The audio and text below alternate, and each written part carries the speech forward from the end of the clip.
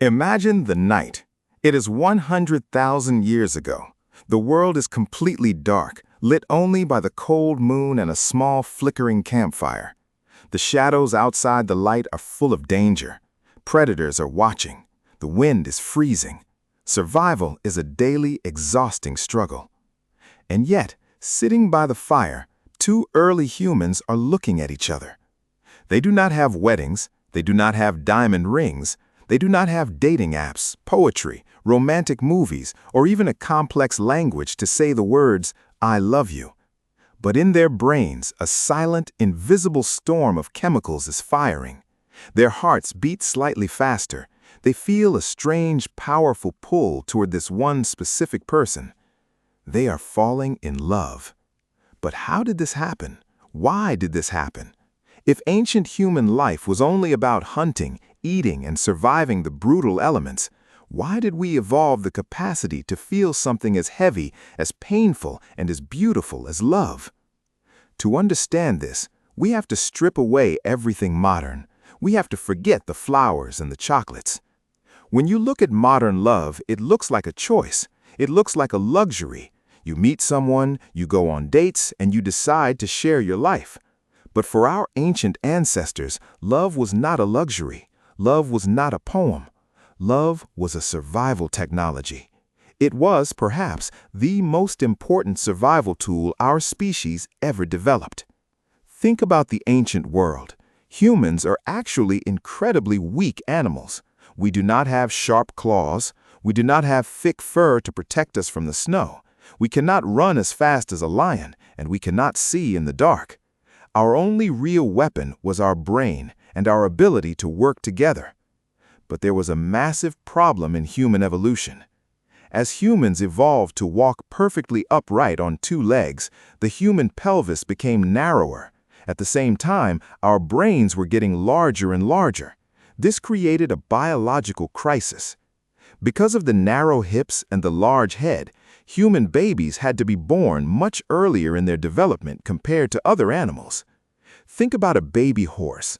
A foal can stand up and run within hours of being born.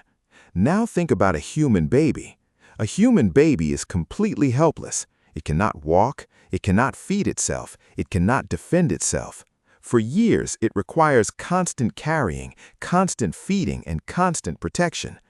In the brutal environment of the ancient world, a single mother trying to forage for food, run from predators, and survive the winter would find it almost impossible to keep a helpless infant alive completely on her own.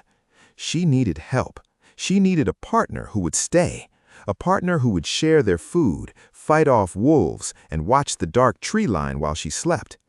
But how does evolution guarantee that two independent, wild humans will stay together, share their hard-earned food, and protect each other for years? Evolution could not write a contract, so it altered our brain chemistry. It created love. When ancient humans locked eyes, when they spent time near each other, their brains began to release a chemical called dopamine.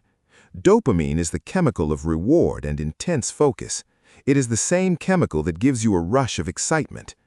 In the ancient world, when a human found a partner, this dopamine crash forced them to focus entirely on that one person. All other options faded away. This is what researchers call the attraction phase. It is the obsessive, burning phase of early love. It forced two early humans to bond, to choose each other out of the entire tribe. But dopamine fades. Obsession does not last forever. If these two humans were going to stay together long enough to raise a child, they needed something deeper. They needed a glue. And so the brain provided another chemical, oxytocin. Oxytocin is often called the attachment chemical. It is released through physical touch, through grooming, through sleeping side by side in the cold, and through holding a child. Oxytocin does not create a fiery obsession. It creates a deep, profound sense of calm, safety, and immense trust. When ancient man and woman huddled together under animal skins to survive a freezing storm, oxytocin was flooding their systems. It was the brain's way of saying, "You are safe with this person. Do not leave them. Protect them. They are a part of you now. So what did this ancient love actually look like? Without words, how did a human 100,000 years ago say, "I love you"? We can only use reasonable speculation based on anthropology and primate behavior. Ancient love was likely shown in the quiet, desperate moments of survival. Love was walking miles through the dangerous forest and finding a rare honeycomb, and instead of eating it all, bringing a piece back to the fire for your partner. Love was sitting in the dirt and carefully picking insects and dirt out of your partner's hair, a grooming ritual that calmed the nervous system and built deep trust. Love was waking up in the middle of the night, hearing a branch snap in the dark, and instinctively moving your body between the darkness and the person sleeping beside you. It was silent, it was practical, it was life and death. In many ways, ancient love was much heavier than modern love. Today, a broken heart means sadness, crying, and eating ice cream on a couch. In the ancient world, a broken heart, losing your partner to sickness or a predator or the cold, meant losing your protector. It meant losing the person who gathered food for you when you were injured. The grief of the ancient world must have been terrifying. It was a grief tied directly to the fear of death. Archaeologists have found ancient graves that tell this story without a single word. Deep in the earth, they have found skeletons of humans buried together, carefully arranged so that their bony hands are clasping one another. They have found ancient couples buried facing each other, their arms wrapped around the other's chest. Someone in their tribe dug those graves. Someone saw the bond between those two people and understood that even in death they should not be separated.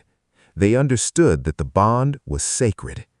This tells us something incredibly beautiful about human nature. We often look at ancient humans as primitive, simple creatures who only cared about raw survival, killing animals and making fire. We think we're so much more advanced than them. But the truth is, the deepest, most complex emotion you've ever felt in your life, that sudden, overwhelming feeling when you look at someone and realize you would do anything for them, is not new. You did not invent it. Modern society did not invent it. When you fall in love today, you are experiencing the exact same chemical storm that kept our ancestors alive. You are feeling the ancient instinct to protect, to share, and to survive the dark together.